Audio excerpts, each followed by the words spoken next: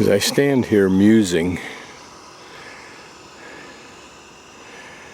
I try to imagine the science fiction writer standing here being inspired to imagine a day after the huge cataclysmic plague that wipes out a great, huge percentage of mankind, and yet without damaging the technologies that exist and are emerging today. And that out of those technologies spring the very technologies I'm speaking about having available to me in the future, when energy perhaps is free and mankind has the equivalent of a huge slave labor force, in that everything therefore can be done almost for free. Then the demand for these resurrections of history will be compelling. What a thought. I think these are the living quarters of the elite and, of course, the ruler of this society, as well as the important ritual and religious buildings. But imagine that perhaps somewhere in these rooms, perhaps these two rooms, I don't know what their purpose was, but maybe let's assume they were bedrooms where people made love, made babies, babies were born, people died, and everyday conversations ad nauseum. What if we could listen in?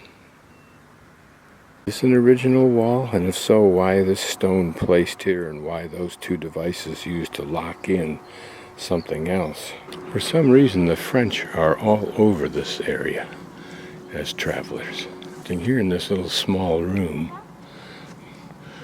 remember that man is walking where the important buildings were, but even here there appear to be at least a couple of pedestals for a column. Now we're walking down through the corridor that I pointed out earlier, that runs alongside the important area to the right here, if you recall. And all of these support rooms, those men are standing where we first entered this upper area. But here are the remnants of rooms. Who knows what purpose? Psychologists, probably like history teachers, try to justify their wallowings on the basis of some great benefit to mankind, but I question that. Frankly, I think it's just that. Humans are naturally intrigued by mystery. And both history, anthropology, archaeology, etc., are mysteries. So now, if we can, we'll follow this stairway down off the Acropolis in a route that we did not take coming up. And we may not get any farther than right there. I think that's the case. But interestingly, what we do have is one of these arched colonnades that may well have served as a safe internal route.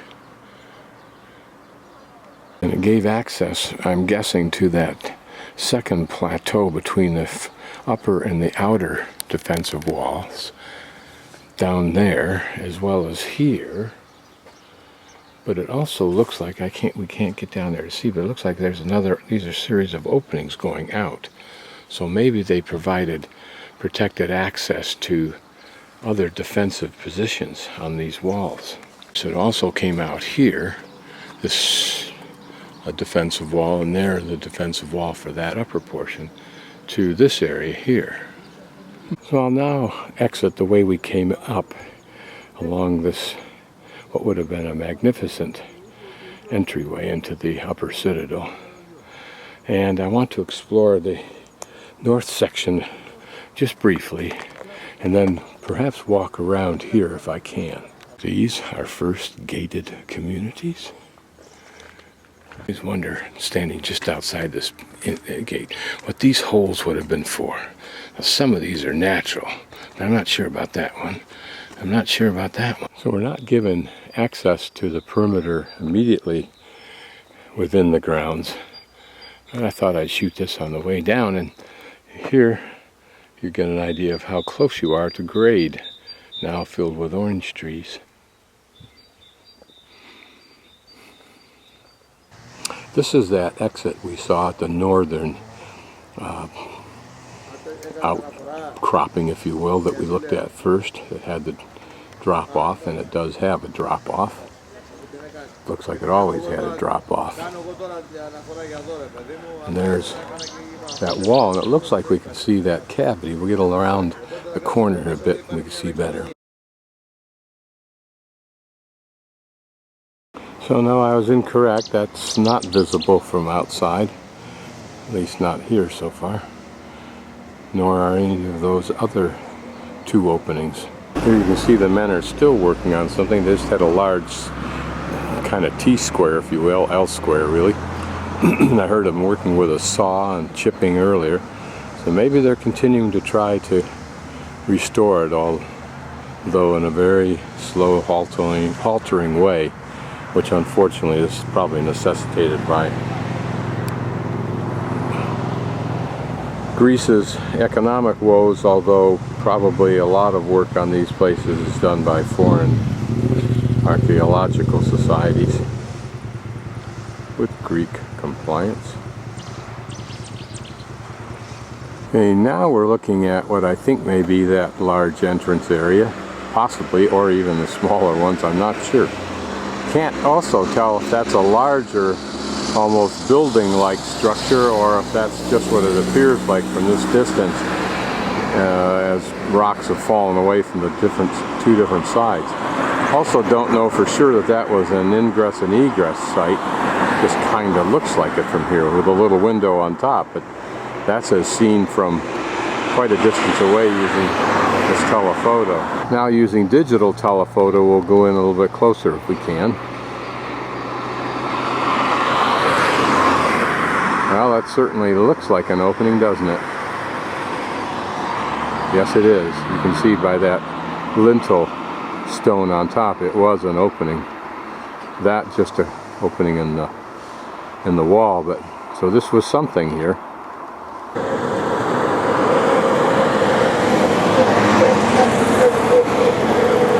Now as I pan around, notice there in the center, and I'll get up close to it, is another very obvious access into the fortress.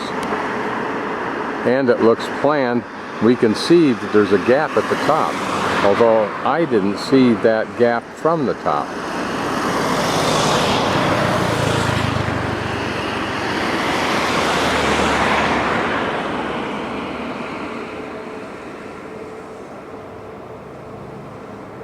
Huh. Oh yes, I did too. I remember. There's the stairway. Looking at this end again, it's important to realize that there's this outer wall, and then it recesses back at the top, where is the inner portion of the outer wall, creating what looks like from here a little a plateau, if you will, or flat spot all across the front of this portion here. Whether that was true here or not, I don't know. But what the point of that was versus building this outer wall straight up vertically, I don't know. And seen again from this perspective, a little bit closer to it, that was a pretty wide, obvious opening. So it was an intentional, original opening, I believe. There's that opening we were just looking at. As I continue to move to my right, it's interesting, it all gets more complex. One of the reasons we can see for building here is perhaps that almost vertical rocky base of base rock that they could build on. Then they build that layer of wall on the face of that, giving you a vertical height. But then there's a secondary area there that's built up and recessed back. Maybe we'll be able to tell more when I walk further to the right. And also notice another very obvious exit point, and designed to be so. I say designed to be so because oftentimes some of the forts I've been in had secret passageways in and out of the fortress for obvious reasons. Okay, now looking at it from a little bit more direct on, what we see is to the left, that solid rock base kind of peters out here in the middle, drops down to grade, and from that point on they're forced to build a rock wall vertically up. How high it went, I don't know. If it went as high as the combination of heights over here of base rock and wall, I don't know. But what it did form was a large inner plateau area that you can see a little bit of the implication of between this outer wall on the left and where the scaffolding is behind it. All of that represents an area that probably had some kinds of structures on it. They're doing, fortunately, what looks like a massive amount of restoration on that wall. So maybe from the viewpoint of an invader looking at it, this was a pretty imposing structure at this point. Notice also down below, and we'll go in and look at it more closely, another what looks like a major access to the fortress, and designed so, as you can see from that triangular design, like a lion's gate. Now it appears that this second level area kind of peters out itself, and we're restored once again with a subsizable base rock on which to build the walls, although not totally. And right below me here on the street level is an excavation that's covered up in plastic. I'm not sure what good it's doing since it's all filled with water. These might have been examples of where the homes were of people who supported this enterprise, the common people. Okay, we're now looking at this area from further to the right. You can see that it does create a sizable area where that scaffolding is, and back to the farther scaffolding and even farther scaffolding. So maybe that big entrance that we see just to the left of this tree, that grass line, was a major entry point for, let's say, goods and services and the movement of ordinary people in business that may have taken place on that middle plateau, and I'm just winging this. So let's continue on. Notice that this wall is composed of several right angle jogs. Of course, in normal forts where you could control your design much more easily, that was done to be defensive in the sense that it gave you firing positions down various walls. And you can see some openings like that one right there in the center.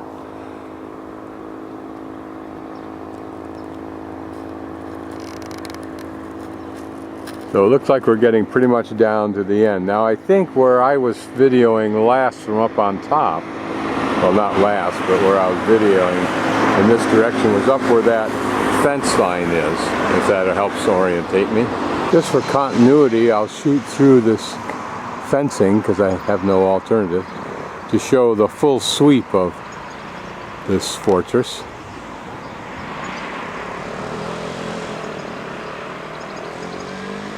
And you can only imagine how high this wall actually rose.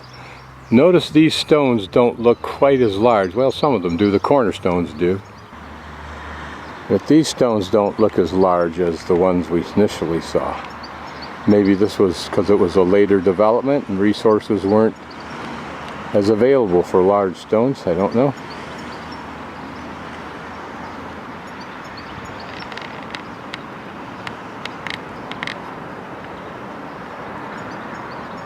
Looking up at the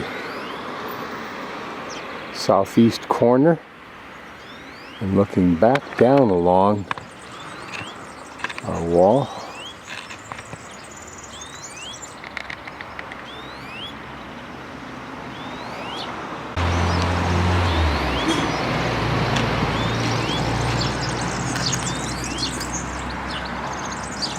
Interesting to know that while this base rock gives base and height, it's anything but hard to climb up. It's almost got its own, in this instance, its own ramps. Certainly many handholds. But also, you can see a source of some of the big rocks. So I'm working my way around the east end I have to shoot through this fence because I have no alternative. And as I come around, you can see where we went down the steps to look at that long arcade, if you will, which is somewhere down there. Presumably all of these rocks are rocks that have fallen off the wall over time.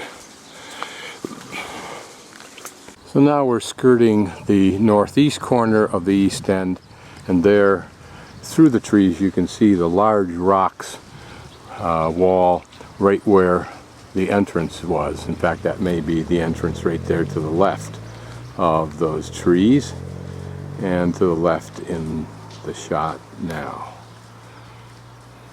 And then down below appear to be foundations excavated of other structures.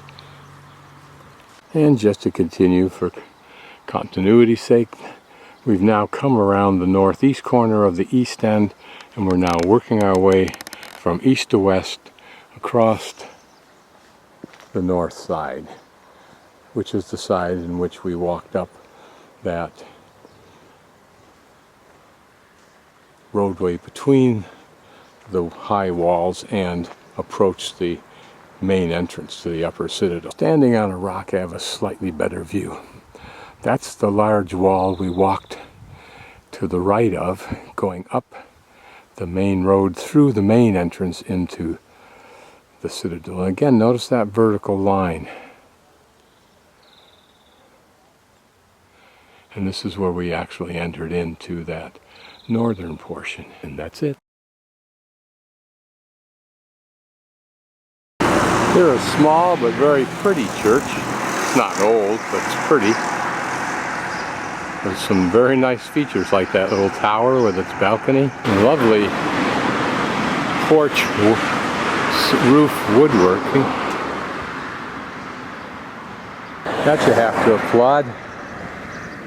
So I just pulled off the main drag so that I can walk down a quieter street and maybe get to the water from here and see a little bit more of the local countryside.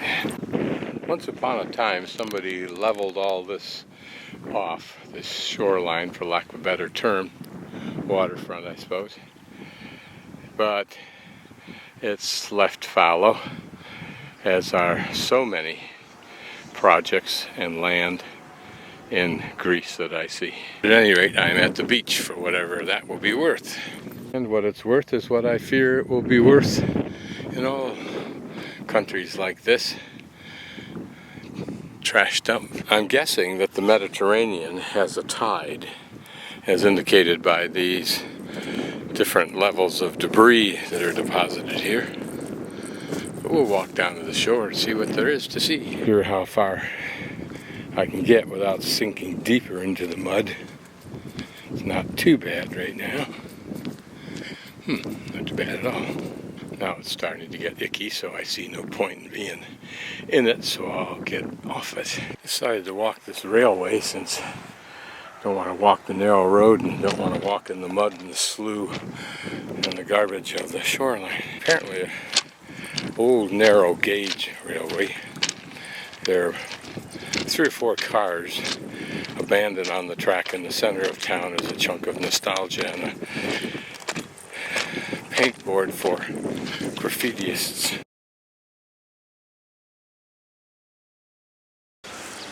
I'm in the square, which I think is Syntagma Square, and it celebrates, as the name in Greek implies, the inauguration of the Constitution. This also was the first capital of independent Greece until the president was assassinated, and if you can believe it, and not the first time, the Austrians decided that they should put a king in place because this country was too unstable. People get irritated at what the United States does.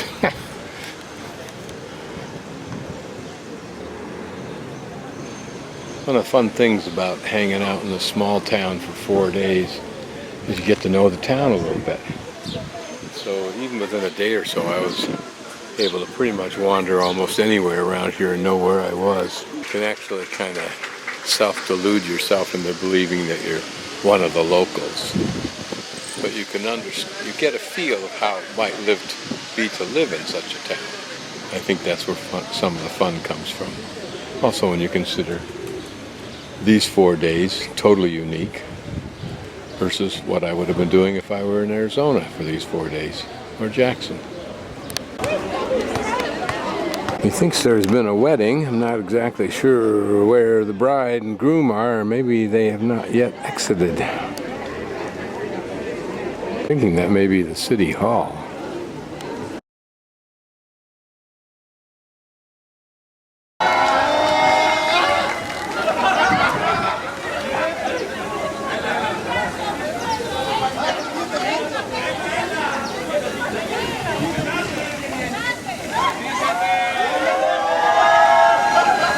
Wow, the throwing of the rice. I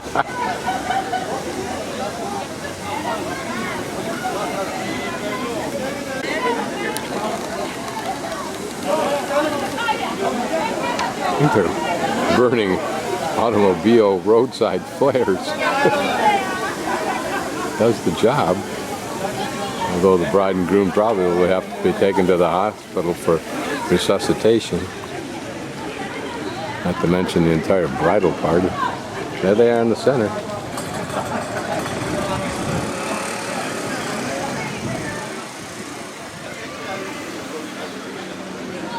The pictures that they're making now are the ones that travelers and others will see in museums 100 years from now and wonder, what was it like this day for these people? What thoughts were in their minds? How did the rest of their life progress? What agonies and defeats sprung from these days? Good luck to you folks. The kiss.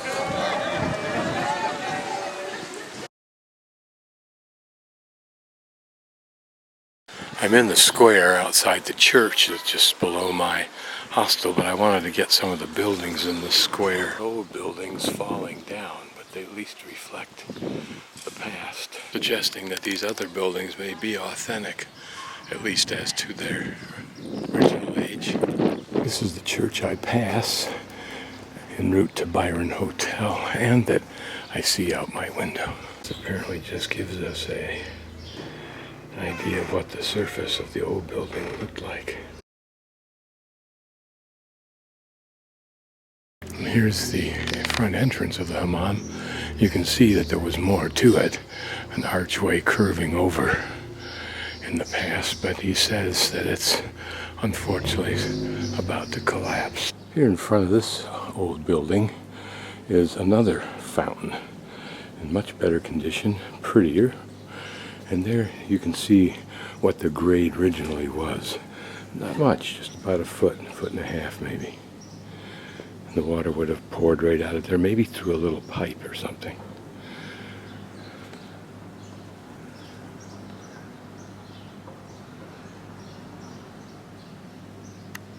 Here's some Muslim writing, but pretty much indistinguishable.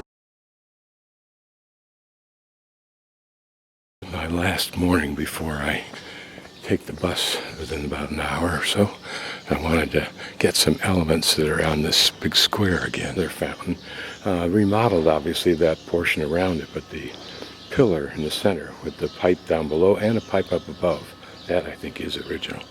And there's some older columns on this building, whatever it might have been. Here's the obelisk that Rick refers to, and indicates that it means absolutely nothing, even though it has great prominence on this large square. The irony. Somebody must have had an idea for that, though. Notice 1809, 1898. This is a stone off of a typical lion gate. Which lion gate it is, I don't know. Since we didn't see one at Tiryns, perhaps that's where it's from. And there's the sarcophagus that we saw a little bit of. This, I believe, is the town hall. Now we leave. Quiet this early morning. Yes, in the evenings, it's the center point.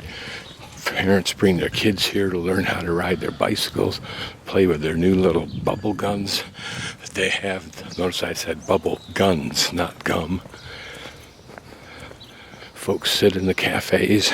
You'll notice there are no benches. The city doesn't want you sitting, they want you in the cafes. One of the many, or I should say several, restaurant rows. The ones I prefer are here, as opposed to the ones on the waterfront that are even more tourist oriented. And back at the Byron Hotel. We're just down the street from my hotel. On this dead building still lives this water fountain with a modern day spout, but the original tub, if you will, drain tub in place, at least the stones that formed it, and some of the calligraphy and some Muslim writing, which is quite clear if you could read it. This gives you the last hint of what this town was like in the day. Picture this cycle that has been sitting here since I got here and probably will sit here ad nauseum. And my last view of the street that I walk up and down from the bus station each morning.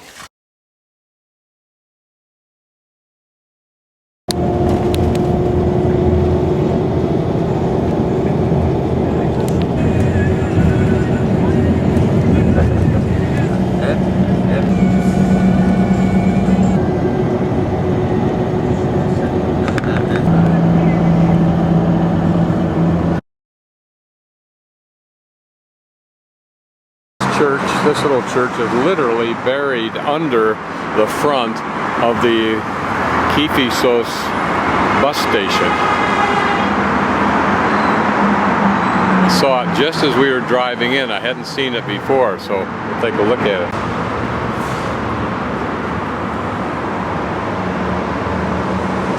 Must be a very old and revered church to be this well protected in it. The building was built around it. It's the chain that operates the bell, and you wonder how often the bell operates. And notice that it used to have a rope that came down from that mechanism, but probably that wood mechanism's too old to be continually used. Just having crossed the railroad, walking back from the bus station, here's an old building in the you see how it slowly collapses.